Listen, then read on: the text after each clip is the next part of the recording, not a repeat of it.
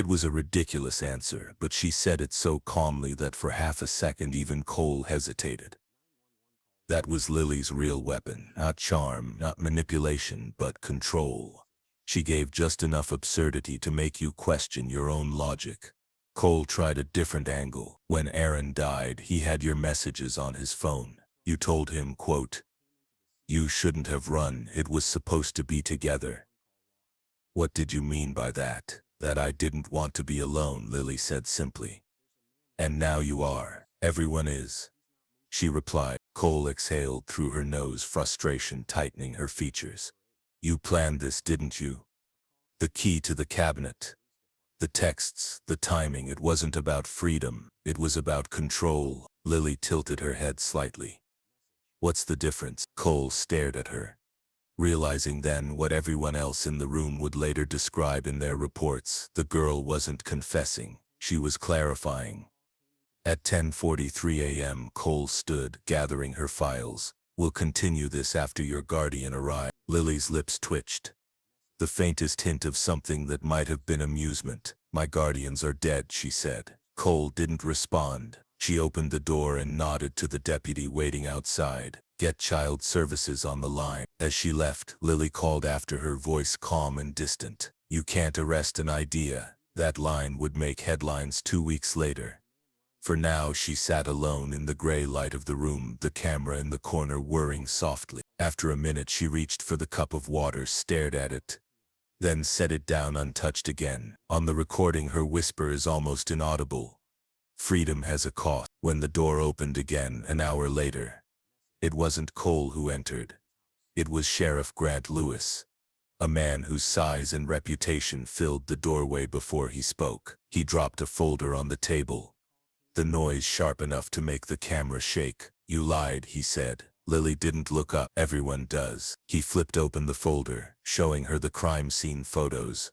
Her mother's body near the hallway, her father's by the door, the revolver between them. "You want to explain this?" She didn't. He leaned closer. "You think you're smarter than everyone here, don't you?" "No," she said softly, "just less afraid." Lewis slammed his palm on the table. "You killed them." The echo filled the room. Lily blinked once. "I ended the noise." "What noise?" "The kind that never stops. The kind that tells you who you're supposed to be." There was no remorse in her voice, only relief. That was when the sheriff stepped back, a faint chill running down his spine despite the heat. He'd seen killers before, angry, broken, desperate, but never serene. "Do you even understand what you've done?" he asked. "Perfectly," she said. "You freed me." By the end of that day the county attorney had signed off on formal charges, 2 counts of first-degree murder, 1 of conspiracy. She was to be tried as an adult. When they read her rights, she listened politely,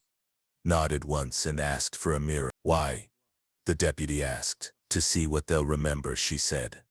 That night, alone in a holding cell, Lily lay on the narrow cot, eyes open, staring at the ceiling. The cell was quiet but not silent. The distant hum of pipes, the shuffle of boots in the corridor, the low murmur of men on the night shift. It wasn't the freedom Aaron promised, but it was stillness, and that to her was close enough. Outside, the courthouse clock struck midnight. Somewhere beyond the bars, thunder rolled again, echoing the night it began. The investigation was over. The story was just beginning. The trial of Lily Carter began on a gray Tuesday in January. 6 months after the murder, snow had dusted the courthouse steps that morning, and the town of Stillwater, the same town that once called her the sweet Carter girl, now lined up outside with cell phones raised like weapons. Inside, the courtroom smelled of coffee, wood polish, and the faint static of anticipation. Reporters filled the back rows. The local news anchor rehearsed her opening line 3 times before the cameras rolled. "The youngest defendant in county history stands trial today for the murder of her parents." Lily entered in a plain navy sweater, wrists free, expression unbothered. She looked more like a student waiting for a lecture than a defendant waiting for a verdict. Her attorney, a weary public defender named Melissa Grant, leaned in before proceedings began and whispered, "Don't react. Don't make eye contact with the jury unless I tell you." Lily nodded but didn't promise. She had no interest in optics. The prosecution opened with a narrative so rehearsed it sounded biblical. Ladies and gentlemen, said District Attorney Paul Krantz, this case is about betrayal. The ultimate betrayal. A child raised in love who repaid it with bullets. He gestured toward the evidence table where the revolver sat in a clear box, its metal dulled by fingerprints long since dusted and logged. You will hear that she planned this act for weeks, manipulating an older man to do her bidding, crafting a story of freedom that ended in blood. The jury watched Lily closely, waiting for a flicker of remorse. They found none.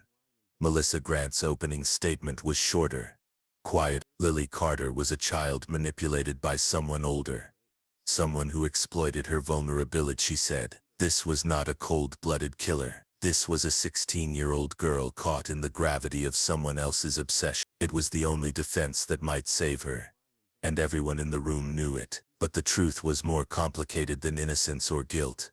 It always is. The first witness was Detective Marion Cole. She testified with clinical precision, detailing the inconsistencies in Lily's story, the messages recovered from her phone, the residue on her clothing. When the defense cross-examined her, asking whether Aaron Miles could have pulled the trigger, Cole didn't hesitate. The trajectory of the bullets, the angle of entry. It's clear. Lily Carter was standing less than 5 feet away when she fired. Aaron Miles wasn't even in the house. The words fell like stone. Next came the forensic pathologist, who described the wounds in a tone that made the gallery shift uncomfortably. Rebecca Carter, single gunshot wound to the chest. Daniel Carter, shot through the throat while turning toward the bedroom door. Neither had time to scream. Each description stripped away another layer of sympathy. When the prosecution rested, the courtroom air felt taut, as if even breathing too loudly might snap it. Then the defense called Lily to the stand. She rose slowly, her sweater sleeves pulled over her wrists. The bailiff swore her in. Do you swear to tell the truth, the whole truth, and nothing but the truth? I do, she said. And for once the words didn't sound ceremonial. They sounded literal. Melissa approached. Lily, can you tell the jury what your relationship with Aaron Miles was? He understood me, Lily said simply. Understood what? That I didn't belong where I was, at home, anywhere. A murmur rippled through the room. Melissa continued carefully. Did Aaron ever ask you to hurt your parents? No, Lily said. He asked me to leave. I just didn't know how to leave quietly. The prosecutor rose immediately. Objection. Evasion. Overruled, the judge said, though his tone carried warning. Krantz approached the podium, eyes shut. Miss Carter, you said you didn't know how to leave quietly, so you chose to leave violently. I chose to stop pretending, she said. Pretending what? That they were good people. They loved you. Love isn't ownership. The courtroom froze. The judge's gavel struck once for order, but the moment had already burned itself into the record. Krantz pressed on. So you're saying they deserve to die? I'm saying, she replied, voice level, that freedom doesn't ask permission. That line would headline every article the next day. Krantz leaned forward. Did you kill your parents, Miss Carter? Lily's eyes didn't waver. I ended the noise. Gasps erupted. The judge demanded silence, but even his authority felt small against the weight of her word. The prosecution had its confession, yet it didn't sound like one. It sounded like philosophy. After that, everything moved faster. Closing arguments blurred into one another, the prosecution painting her as remorseless and monstrous, the defense pleading diminished capacity. The jury was sent to deliberate on the 4th day. They were gone for less than 3 hours. When they returned, the foreman didn't look at her as he read the verdict. We find the defendant, Lily Carter, guilty on all counts. No one in the courtroom moved. The only sound was the ticking of the wall clock. Judge Robert Heller cleared his throat. Miss Carter, please stand for sentencing. She did, smooth and unhurried. For the murders of Daniel and Rebecca Carter, this court sentences you to life imprisonment without the possibility of parole. Somewhere behind her a woman sobbed. Lily turned slightly, not to comfort, but to locate the source. Then she faced the judge, and spoke quietly enough that the microphones barely caught it. At least it's quiet now. The judge's expression faltered for half a heartbeat before he struck his gavel. Court is adjourned. As deputies led her away, one reporter called out, Lily, do you regret it? She paused in the doorway, turned just enough for the cameras to catch her profile, and said, Regret is just another kind of leash. That night, the news ran her words on loop. Commentators debated whether she was a psychopath or a philosopher. Social media called her the Stillwater Siren. Netflix producers called the Day's office, asking for rights. Everyone wanted to claim a piece of her. But in the isolation cell of the state penitentiary, Lily didn't watch the coverage. She sat on the narrow cot, staring through the small square of glass at the winter night beyond. No scream, no sirens, just snow, falling like ash. The prison lights never dimmed. They just changed temperature from cold white in the morning to a dull yellow haze that pretended to be night. Lily learned the rhythm of it quickly. 5 a.m. wake up, roll call, count, silence. The silence she once called freedom now had walls. It was measured, institutional, supervised, but it was still silence. That mattered. She wore it like skin. At first the guards spoke about her the way people talk about a ghost they half believe in. Doesn't eat much, never cries, polite, but not right. The other inmates kept their distance, not out of fear. There were women here who had done worse, but out of confusion. She didn't fit any pattern. She didn't fight, didn't break, didn't seek belonging. She was still, entirely still. That stillness, over time, became her weapon again. When people couldn't define you, they filled the gaps with myth. By her second month at Northgate Correctional, letters started arriving. Reporters, students, strangers. Some begged her to explain herself. Others said she was an icon of resistance. One woman wrote, "You made me see my cage." Lily never replied, but she read every word. The letters were a mirror, people writing to the darkness in her, trying to see their own reflection. The warden called her to his office once. "You've become a fascination," he said. "You're trending." She looked at him, unmoved. "That's just noise." He studied her for a long time before saying quietly, "You know, some people think you wanted this, the fame, the story." She almost smiled. People always mistake understanding for wanting. Weeks turned into months. Her cell became a kind of observatory. She watched the world through the narrow window slit, the sky's shifting tones, the guards' rotations, the birds that landed on the razor wire and left again unharmed. In that confinement, she began to write. Not journals, not confessions, just fragments, sentences that began and ended like closed circuits. Freedom isn't escape. Control is another kind of cage. The world punishes what it can't define. When her psychologist, Hinton, asked her why she wrote them, Lily said, "To keep the walls honest." He asked if she felt guilt. She said, "No, but I remember." Remember what? The moment everything stopped needing to be forgiven. Hinton later wrote in his notes that her insight bordered on clinical detachment, but he also noted something else. Her absolute calm. The patient demonstrates no volatility, no delusion, no remorse, only coherence. It's unnerving. He didn't file that line in the official report. Outside the prison, the story mutated. True crime podcasts called her the philosopher killer. A streaming service released a doc-series titled The Birthday Massacre, the girl who wanted silence. Former classmates gave interviews about how she always seemed distant. An old teacher cried on camera and said she'd seen it coming, but didn't know what to do. Everyone turned her into whatever fit their narrative best. Victim, monster, symbol, omen. Inside, Lily barely noticed. Her world had compressed into hours. Patterns, breakfast at dawn, lights out at 10, the hum of the air, thence marking time. Sometimes she thought about Aaron. Not sentimentally, just as a variable. He'd been the catalyst, not the equation. He believed he was freeing her. He never realized she was already gone. One afternoon, 6 months into her sentence, a storm cut the power for exactly 11 minutes. The backup lights flickered.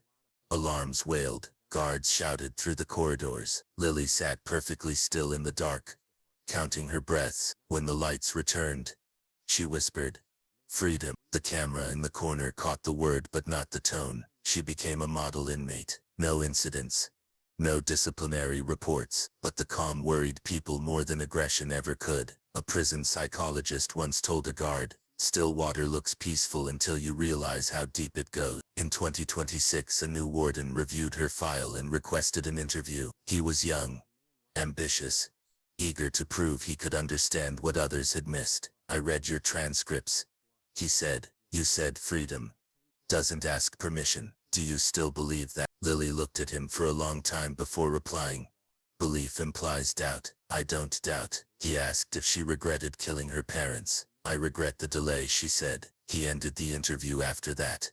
The transcripts leaked. Within days, social media exploded again. Lily Carter trended for a week. Opinion pieces debated whether she was evil, ill, or enlightened. Some called her the embodiment of post-remorse. A philosophy student from Chicago wrote a viral essay titled, "The Ethics of Stillness: Understanding Lily Carter." He argued she was a mirror society didn't want to look into, that her crime wasn't senseless but symbolic. The article got him expelled. On the 2-year anniversary of the murders, a local reporter mailed her a copy of his feature story with a handwritten note. "If you could say one thing to the world, what would it be?" Lily underlined a single line in the article.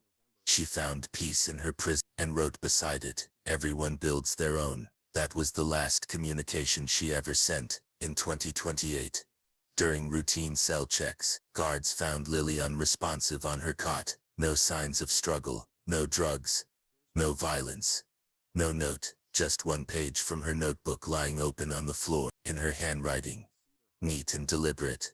The noise finally stopped. Her death certificate listed cause as cardiac arrest. The psychologist called it self-induced stillness. The chaplain called it peace. The press called it closure. None of them were right. In the years that followed, the farmhouse on the edge of Stillwater decayed in quiet symmetry. The windows boarded, the yard overtaken by wild grass. Sometimes teenagers dared each other to spend a night there. They said you could hear the faint sound of a girl whispering through the wall, but there were no ghosts, only echoes. And in a cold archive room beneath the courthouse, the revolver still sits in its evidence box, tag number 1472B. Its handle smudged from fingerprints that never quite cleaned away. The label reads, "Exhibit." But for those who remember, it was never about the weapon. It was about what happens when someone decides silence is worth killing for. People come to the courtroom seeking justice, but sometimes justice is just the last word in a story that began long before the crime. We don't decide what monsters look like. We just decide which ones to name, because in this courtroom, the truth doesn't heal, it remembers. Justice is not the same for everyone, but seeking the truth is everyone's duty. On the evening of July 14, 2024, in the small Oklahoma town of Stillwater, the Carter family gathered to celebrate what should have been an ordinary milestone, their daughter's 16th birthday. The 2-story farmhouse at the edge of town was wrapped in soft pink lights and gold streamers that fluttered in the humid air, the scent of buttercream frosting mixing with cut grass and citronella. Inside, laughter moved like clockwork through the kitchen. Short, polite, rehearsed Rebecca Carter, 42, balanced plates of cake with the careful precision of someone who wanted the night to feel perfect, while Daniel, her husband, wrestled with the broken stereo that refused to play the birthday playlist their daughter had spent all week building. 16-year-old Lily Carter sat at the table, chin propped on her hand, pretending to listen to her mother's story about when she was born. The story had been told every year: the thunderstorm, the power outage, the candlelight delivery. Lily mouthed the words along with her, not out of affection but out of habit. Her phone buzzed against her leg, silent vibration, one notification. A name flashed. The message read, "Tomorrow night, when they're asleep." She stared at it long enough for her heartbeat to sync with the blinking cursor before typing a single reply: "I'm ready." Later, investigators would recover that text, time-stamped 9:13 p.m., and call it the point of no return. For now, the kitchen still smelled of sugar and dish soap, and Daniel still kissed the top of his daughter's head, unaware he was being memorized. He had the kind of face that looked permanently sun-touched from years working construction, creased at the corners, strong, kind. He talked about college applications and curfews, the kind of small talk fathers use to fill the air with plans that assume the future is promised. Lily nodded, smiled, answered when she had to. Her mind was already somewhere else, out past the tree line where Aaron Miles was probably parked in his rust-red pickup waiting. Aaron was 19, a drifter by reputation and a mechanic by necessity. He had dropped out of community college after one semester and liked to say the system was rigged to break people who thought too small. To Lily, his words sounded like scripture. He saw her not as a child but as a co-conspirator. Someone capable of burning her own world down just to see what would rise from the ashes. Their relationship had started in March when she'd gone to the gas station with her mother and Aaron had offered to pump the gas because gentlemen still exist. His smile was crooked, his knuckles stained with oil, and when he handed her the receipt, their fingers touched for half a second too long. 3 months later they were speaking every night until sunrise, their conversations circling the same theme: freedom. At 10:27 p.m., after the last guest left and the porch light was turned off, Lily stood in the doorway of the living room watching her parents clean. Daniel hummed to himself as he stacked plates. Rebecca told him to let them soak. It was domestic, ordinary, and to Lily it felt suffocating. She wanted noise, headlights, movement, the pulse of a world beyond the county line. Her phone buzzed again. "You said you're ready. Don't freeze," she typed. "I won't." Upstairs, her bedroom looked like any teenager's: string lights, photos clipped to twine, a mirror framed in stickers. But hidden inside the drawer beneath her notebooks was a small envelope containing the spare key to her father's gun cabinet. Aaron had given her a list weeks earlier. What to take, what to wear, what to say if questioned. "Freedom isn't free," he'd written. "It's earned in silence." She had memorized every line. At 11:42 p.m., Lily crept downstairs for water. The house was dim except for the glow from the hallway nightlight. Her mother's soft cough echoed from behind a closed door. Her father's snore rose and fell like a tide. She paused, listening, then moved toward the back door. Beyond the glass she could see the faint shimmer of headlights, hidden behind the sycamores. One flicker, a signal. She lifted her phone, its screen casting a pale glow over her face, and whispered, "Tomorrow." Back in her room she stood at the window watching the moonlight crawl across the backyard swing set, the same one her father built when she was 6. She tried to remember what it felt like to be that child, the one who believed her parents could fix anything. The memory came, then slipped away like water through fingers. By 12:04 a.m., her phone buzzed once more. "After midnight tomorrow, it's done. No turning back." She stared at the message until the screen dimmed. The next morning, the Carters would wake to sunlight spilling through lace curtains, coffee brewing, the sound of birds in the fields. Nothing to suggest that every smile exchanged across the breakfast table would be catalogued later as evidence. That night the town of Stillwater would become a headline. The farmhouse, a crime scene, and a 16-year-old girl would sit on her front porch telling police that an intruder had broken in and destroyed her family. What no one would understand yet was that destruction had been rehearsed, refined, and chosen long before the first shot was ever fired. The next morning began with sunlight, thick, golden, unassuming. Rebecca Carter woke at 7 to brewed coffee, and stood by the kitchen window watching the sprinkler turn the grass into diamonds. Daniel came down 15 minutes later, kissed her shoulder, muttered something about the heat wave, and left for the hardware store. Lily appeared at 8:03, wearing the same oversized sweatshirt she'd slept in.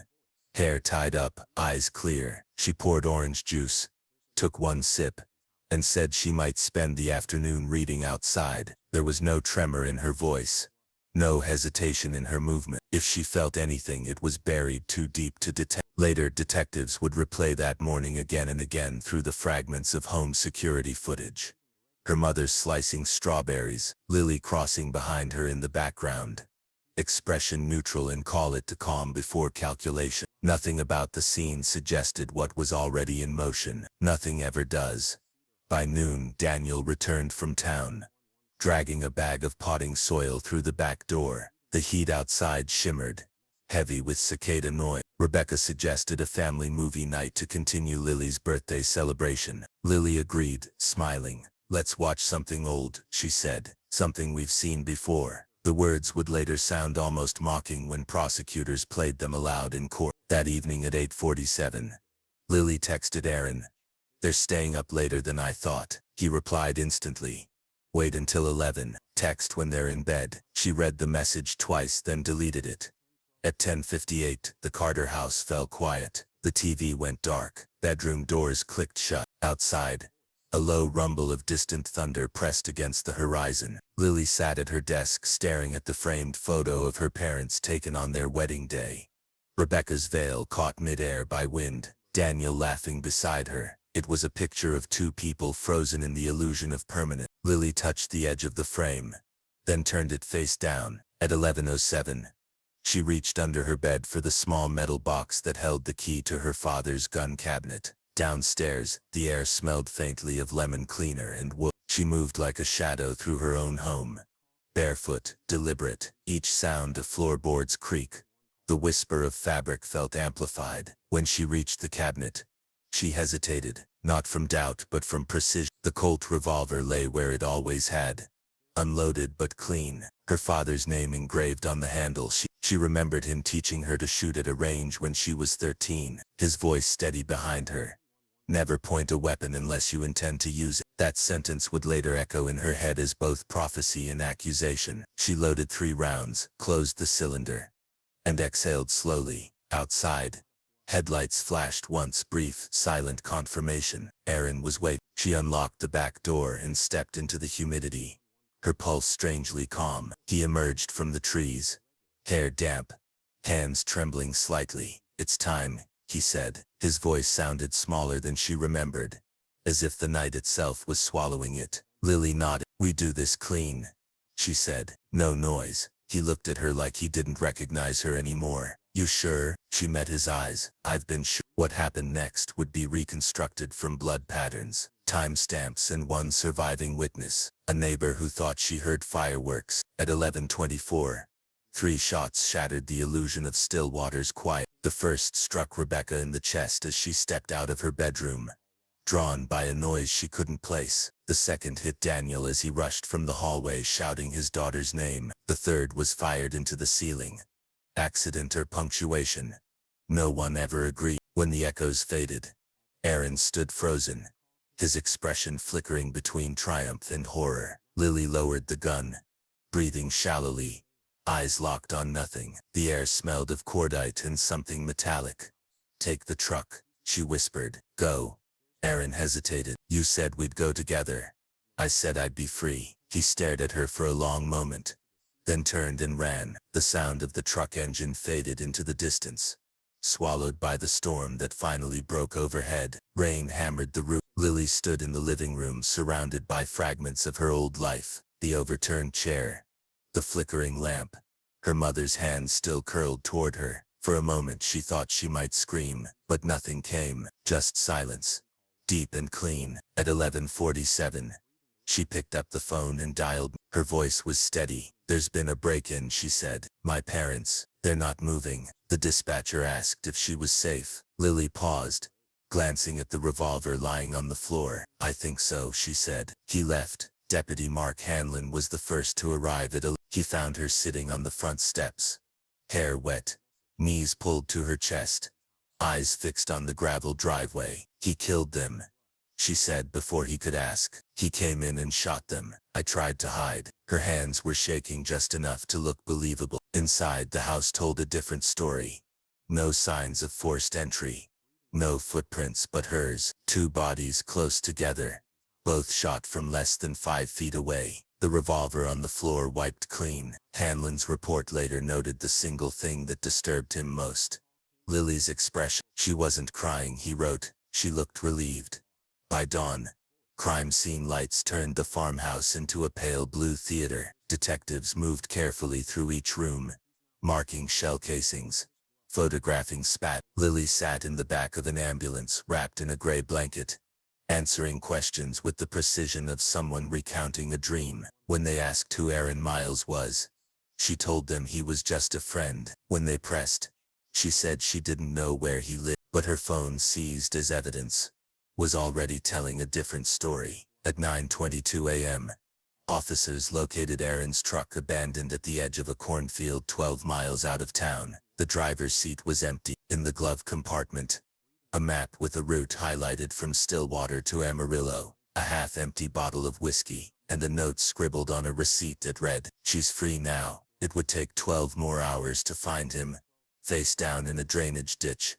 A gunshot wound under his chin. His fingerprints were on the revolver box but not the weapon. His phone, recovered from his pocket, showed a string of unanswered messages from Lily sent between 12:30 and 1:10 a.m. "You shouldn't have run. It was supposed to be together. Now I'm alone again." By nightfall, the story was everywhere. Teen girl survives home invasion that kills parents. Local reporters camped outside the Carter house while neighbors brought casseroles and theories. The sheriff held a press conference promising swift justice, but inside the evidence locker, technicians were already whispering. The angle of the gunfire didn't match Aaron's height. The powder residue on Lily's sleeve didn't align with her statement. And the house alarm, which she claimed had been disabled by the intruder, had never been set at all. When the forensic report came back 2 days later, the illusion cracked completely. No forced entry, no foreign DNA, no struggle, just a family erased from within. And for the first time since the night it happened, Lily smiled. Not because she was free, but because the story was finally hers to control. They brought her in on the third morning, long after the casseroles had gone cold and the cameras outside had lost interest. The interrogation room was small, lit by a single fluorescent bulb that hummed just loud enough to make silence feel heavy. Lily sat in the metal chair, hands folded neatly in her lap, a paper cup of untouched water in front of her. Across the table sat Detective Marion Cole, 48. Deliberate. The kind of woman who could read grief by the millimeter. She'd seen every kind of lie grief could tell, but this one was different. Lily wasn't performing law, she was studying it, like a language she hadn't decided whether to learn. Cole began gently. "You've been through something terrible," she said, voice soft enough to pass for empathy. "I just need to understand what happened after you heard the first shot." Lily blinked slowly. "I hid," she said, behind the couch. Her tone was flat, like she'd memorized the script. "And you didn't see the shooter?" "No." "Did you hear a car?" "Yes." "A truck?" "It was loud." "Did you see who was driving?" "No." Cole leaned back, watching her. "Aaron Miles drove a truck, didn't he?" The name hung in the air like smoke. Lily didn't flinch. "Lots of people drive trucks." Cole nodded slightly, as if conceding the point. "You said you and Aaron were just friends." "We were." "Yet your phone shows over 200 messages between you and the week before the shooting." "We talked a lot." "About what?" "Freedom." Cole's pen stopped mid-note. "Freedom? From what?" "Lily." For the first time, Lily's eyes met hers. Expectation. It wasn't the answer Cole expected. It wasn't even the tone of a suspect. It was the tone of someone who believed she was still right. Detective Cole let silence stretch, the way interrogators do when they want the air itself to press down. But Lily didn't fill it. She simply waited. Calm. Composed, as though she were the one observing her. Cole changed tactics. "Tell me about the fight," she said. "The one on your birthday night. You told Aaron not to come over." Lily's voice dropped to a whisper, almost fond. "He said I wasn't serious, that I didn't know what freedom costs." Cole leaned forward. "And what does it cost?" "Everything," Lily said. The transcript would later show a 15-second pause after that line, where neither of them spoke. On the recording you can hear the faint hum of the light, and the sound of Lily breathing steadily, like someone centering themselves before telling a truth no one asked for. Cole broke the silence. "Lily, we found gunshot residue on your right sleeve. Your father's fingerprints were on the revolver handle, but not on the trigger. You see what I'm saying? That he cleaned it." Lily said. "He always cleaned it. After being shot. Maybe he didn't die right away."